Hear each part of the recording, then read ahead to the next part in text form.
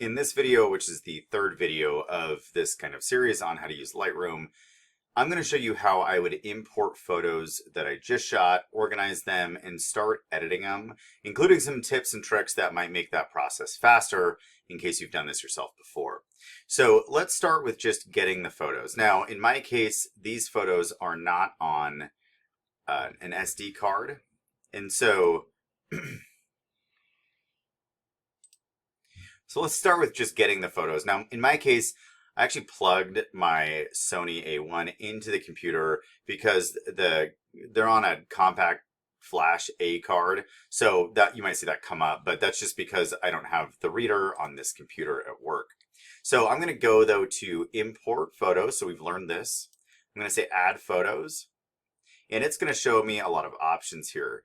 Here I have two different slots actually, because on the Sony A1, there are two card slots available to you. So I think I'm gonna have to look a little bit, but I believe this is it. This is looking like there's a lot of soccer photos. I shot women's soccer last night. Now I have confirmed that, so I'm actually gonna cancel F here because I wanna stay organized. So before I import, I want to make a folder under sports, 24-25 sports.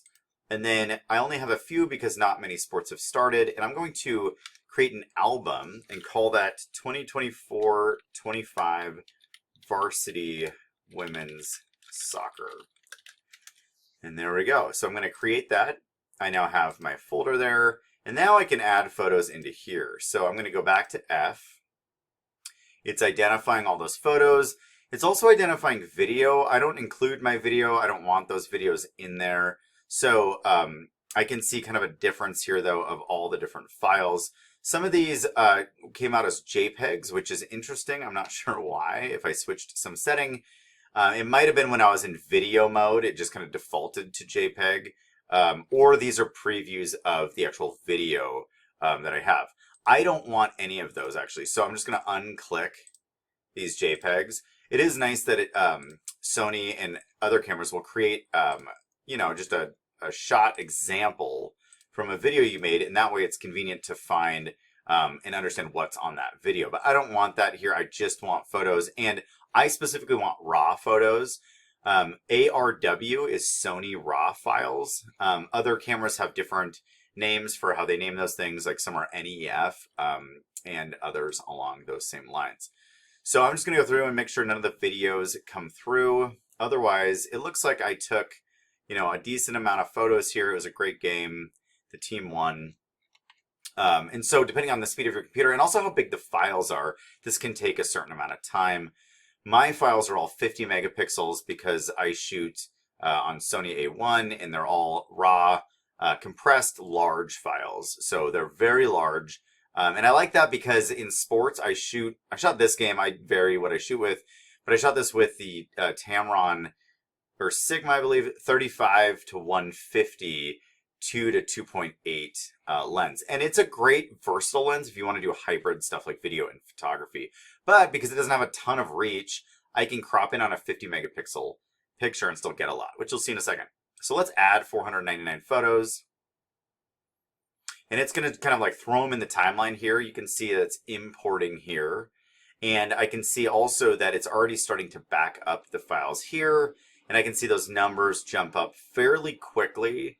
Obviously, depending on the speed of your computer, those type of things can vary. Now, just to talk to you face to face here, you're putting in, 500 or maybe it's 1,000, maybe it's 2,000 photos. That's a ton of content to go through.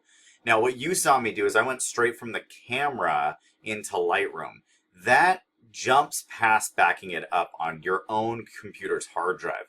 I always tell my students to actually take the photos from the SD card, put it on the hard drive, and then put them into Lightroom. That way you get those backups just in case something happens. So far, Lightroom has been great. I've never had to deal with backups, but just in case, nothing worse than being a photographer, spending a ton of time doing photography, and then suddenly your photos aren't there. It's pretty tough, and it's heartbreaking because you lost that whole event. You can't bring that back. So here we go. We've nearly finished.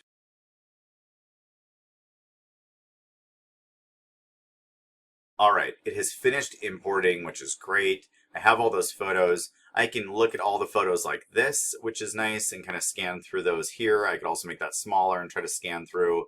But I have a lot of photos from a lot of moments in the game. Now, I'm going to try to cull down from the 500 and just get the ones that I really want. So what I'm going to do, and this is my process, there's a lot of different processes here. I've actually changed mine over time just from preferences.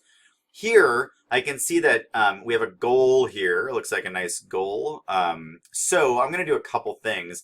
If I like the picture on my keyboard, I'm going to click Z. If I don't like the picture, I'm going to click X. So Z picks the picture, X rejects the picture. So here, I believe she was actually kicking the ball right here. This is a good picture. Compared to this one, it's coming at her, but this one doesn't do as much as our next picture, which is this one. And then we have this one, it's coming off her. It almost looks like it'd just be ricocheted, so I'm gonna just ignore that one. This one's kind of fun. You can kind of see because the goalie's here, you can see that the ball is being kicked in, so I'm gonna keep that. I'm gonna get rid of that one, get rid of that one, get rid of this one I'm going to keep, and then this is interesting if the goalie actually touched it. Interesting. So the goalie looks like they stopped that one. So I can stop that. I don't need these ones where the goalie just kept it, and so I can go through pretty quickly here.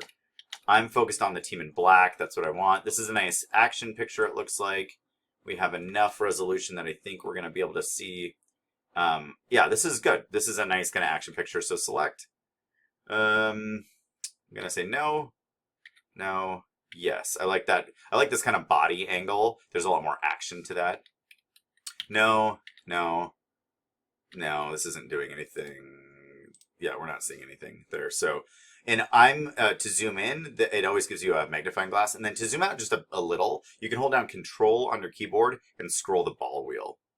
So no, no, no. Oh, I need to select. This is no. X, X, X. That's not bad. I like that. She's kind of... this is a little bit better stance. It looks more athletic. Looks like she's about to strike the ball, which I like. This one, I'm going to zoom out. No, doesn't do anything. It's just dribbling. No, no. This player's received the ball. It just looks a little chaotic. There's nothing of interest here that we would use. No, no. That one's not bad. That's not bad. I like that. Okay, so here we see she just struck the ball. The ball has a little bit of motion blur, which I like because it shows a little bit more movement. I'm going to keep that one too, just in case. And then say no, no, no, no, no, no, no, no. Now, some people will keep all of these because they'll set up like,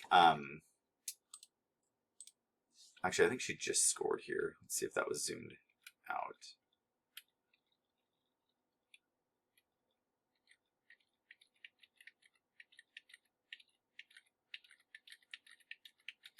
These aren't bad if I zoom in. I can say no, yes, maybe, no, no, no, no. And these got really underexposed. The lighting's horrible on this field. So that's one of those it's tough to work with. Here, this would be almost a good shot, but because she's in the way, I don't want it. So I'm just saying no to those. And again, you can see with the right arrow and the X, I can move through the pictures really fast. So I'm using the right arrow on the keyboard and just saying no if I don't like it, yes if I do. I didn't get the moment where it hits her head, so that's a no. And that's honestly because I'm using the lens I was using. If I was using a Sony lens, I could shoot 30 frames per second and get a little bit more of the action. Those are all no's, no's, no's. This is almost good. I could get, I mean, this is kind of interesting, so I'll just save one of those.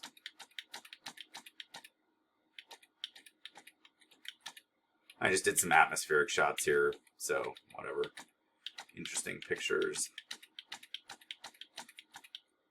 Some of these are sometimes good with a ball, like we have the person chasing her, so I'm going to keep one of those. Maybe this one.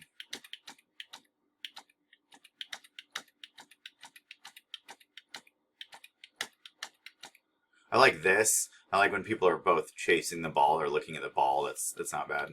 And we'll fix the exposure. We'll look at that.